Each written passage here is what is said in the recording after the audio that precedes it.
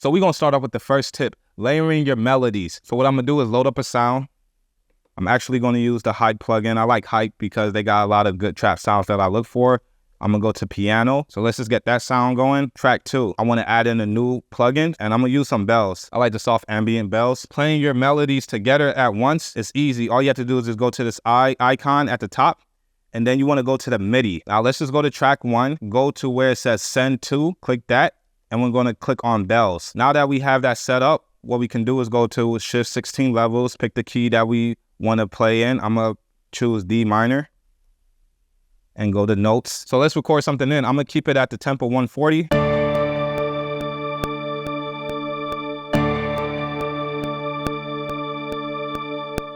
When you have it on the 4th Q link and you use the 2nd knob, you can have extra bars. And I like to do this just to have space. And then I like to use the pencil tool and put a note at the end and then go to TC and switch from start to legato and press do it. Now all the notes are sustained.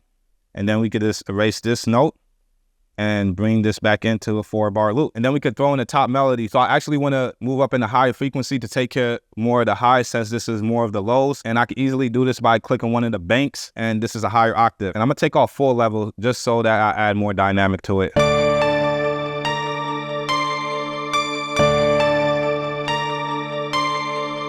So now that we got our melody, we're not done yet. We're gonna spice it up even some more. So let's actually hit the mix button. And what I wanna do is put both of the sounds into one submix so I can actually mix both sounds at once and save CPU. So let's just go to submix 1 for the bells. And you wanna double click. And submix 1 for the pianos. So now that I have both in submix 1, I could go click up here and switch to submixes. And on submix 1, which is right here, I can add an effect.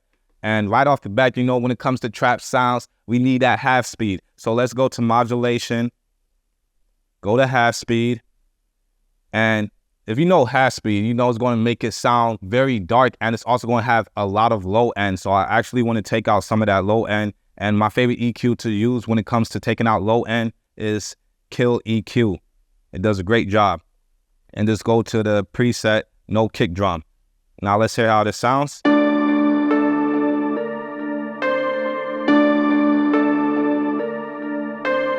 And it's good to set up your layers in the submix because then I can control the volume a lot easier. And you can still go back to your program and mess with them individually. So for the bells, I could even put a filter effect on it. Now, if you're looking for a plugin that sounds like gross beat or glitch, I would say using the air filter gate can give you that sound.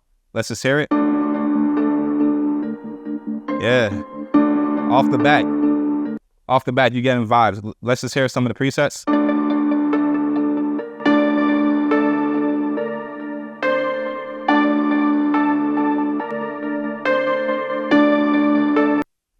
But I like this constant quarter, keeping it simple. Now, one last thing I want to do is go back to submixes and just look at my levels. Usually I like my levels to hit around 18 negative dB because it gives me a lot of headroom when I'm starting off. So let's just do that.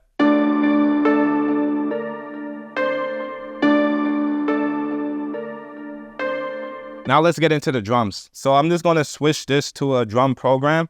Shift menu to load up some drums. And my favorite kit that I like to use in all my videos, you already know, if you're looking for a go-to drum kit, I promise you the Unison Blueprint drum kit is the one for you, especially in trap.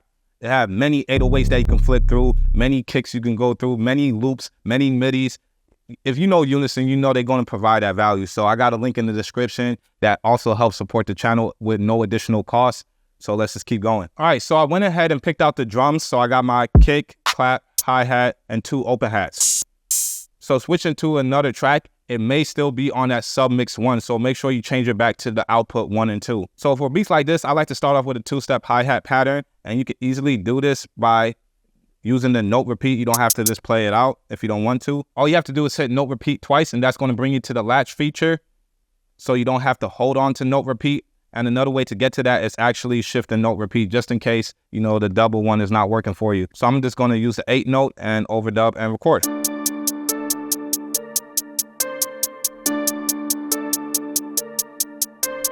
But keep in mind, when you're using a note repeat, it does link to the time correction. So let's say if you have it at a quarter note and you're using a 16th note rhythm, it's going to snap to a quarter note. Make sure you put it back to a timing that is enough for what you're trying to play. I'm going to put it back to 16 notes and take off shift. And let's get in some open hi-hats.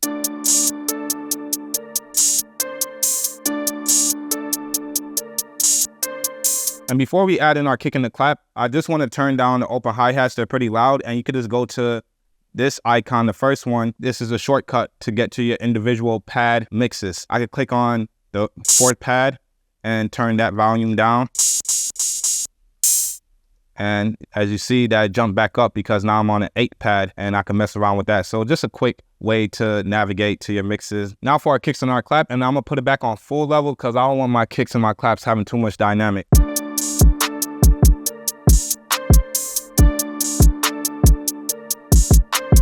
And we could turn down the kicks and the claps a little.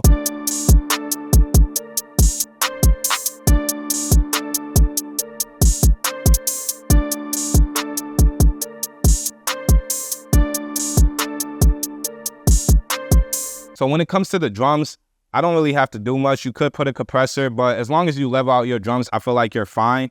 But I do like to put on a vintage effect. So we're just gonna go at the bottom and put on the MPC 60. It just gives it a more of a crunch.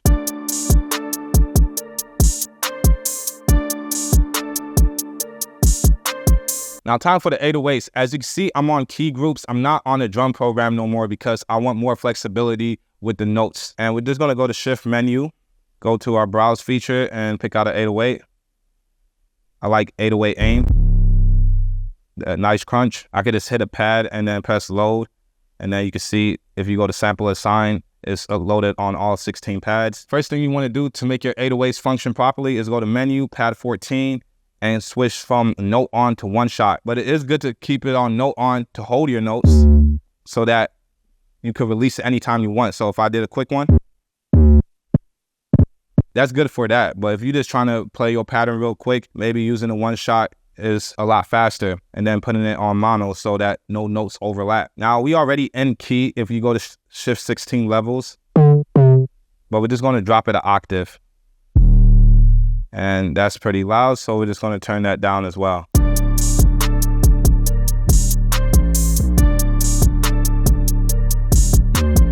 All right, so that sounds good. And I also like to add that vintage effect on the 808s as well. It just gives it more of that grit, you know, at the low end as well.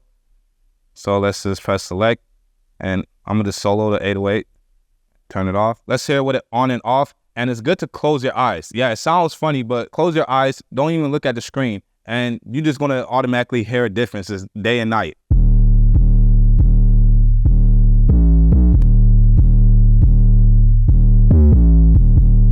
Yeah, I know you heard it. Like, you just felt like, damn, that 808 just got heavy. Now you may be thinking to yourself, yeah, this beat do sound fire, but it still sounds simple. But now I'm gonna give you a couple of tips on how you can switch it up and make the arrangement part more interesting. So starting off, you can have the beat that's playing like this.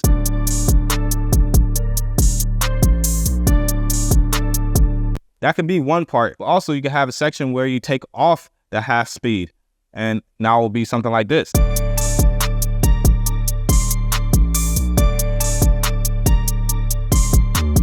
So now you have a part with a half speed, and then you have no half speed. And then you can also do things like adding in drops, so something like this.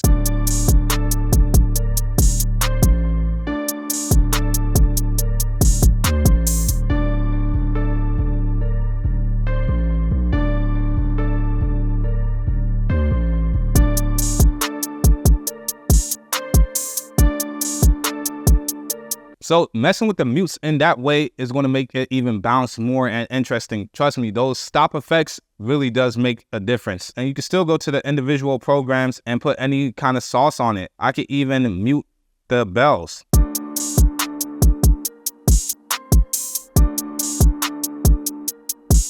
And even the drums, I could take out the open hi-hats.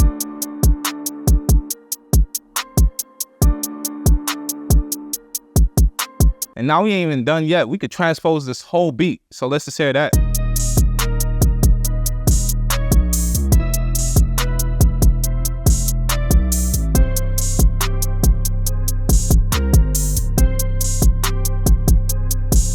And you can even go down 5 semitones. This is a technique that Southside uses a lot in his beats, where they play it in one key, but then they just bring down that same melody down 5 octave notes.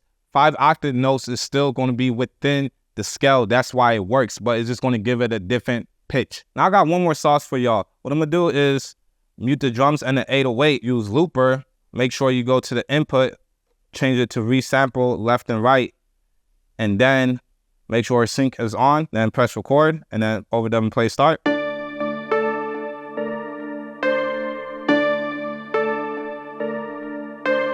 So now I just sample my melody. I can export it, I can rename it. So let me just keep it, and then I could do shift and load, and now you can see the new looper sample.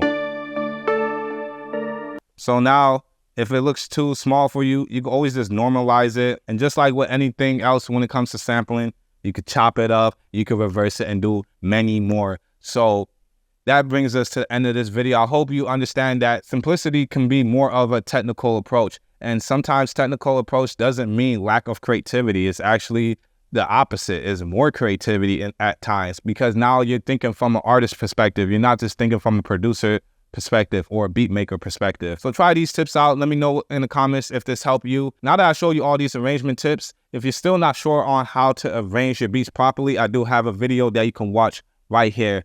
And until next time, peace.